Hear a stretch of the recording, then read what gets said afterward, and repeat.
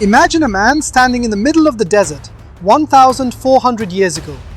He has no telescope, no microscope, no satellites, and no technology. The people around him believe the earth is flat. They believe the universe has existed forever.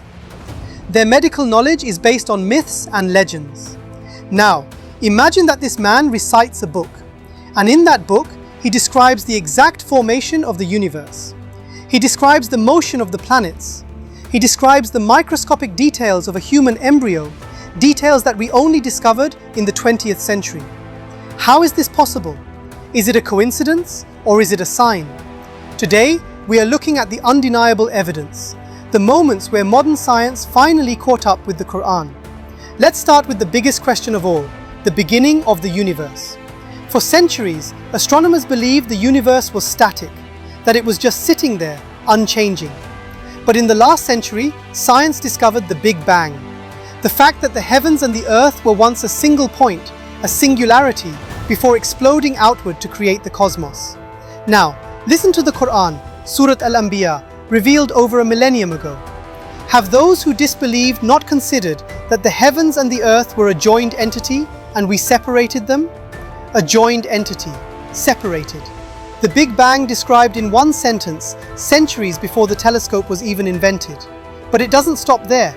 Modern physics tells us the universe isn't just sitting still, it is constantly getting bigger. It is expanding. Look at Surah Al-Dhariyat. And the heaven we constructed with strength, and indeed, we are its expander. The Quran didn't just say the universe is vast, it used the specific word for expanding. How could a man in the 7th century know about the physics of deep space? Let's move from the stars to the mountains. When you look at a mountain, you only see what is above the ground. But geologists now know that mountains have deep roots embedded in the Earth's crust, exactly like a peg holding down a tent. This phenomenon is known as isostasy. These roots stabilize the Earth's crust to prevent it from shaking. Now, look at what the Quran says in Surah An-Naba. Have we not made the earth a resting place, and the mountains as stakes? The word used is autad, which means pegs or stakes driven into the ground.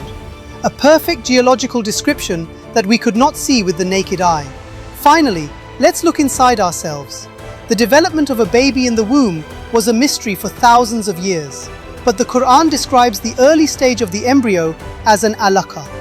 In Arabic, alaqa means three things: a blood clot, a suspended thing, and a leech. When modern scientists looked at an early embryo under a high-powered microscope, they were shocked. It looks exactly like a leech. It feeds on the mother's blood, just like a leech, and it is suspended in the womb. Dr. Keith Moore, a world-famous professor of embryology, admitted that this knowledge could not have come from human understanding at that time. We have looked at the stars, the earth, and our own bodies.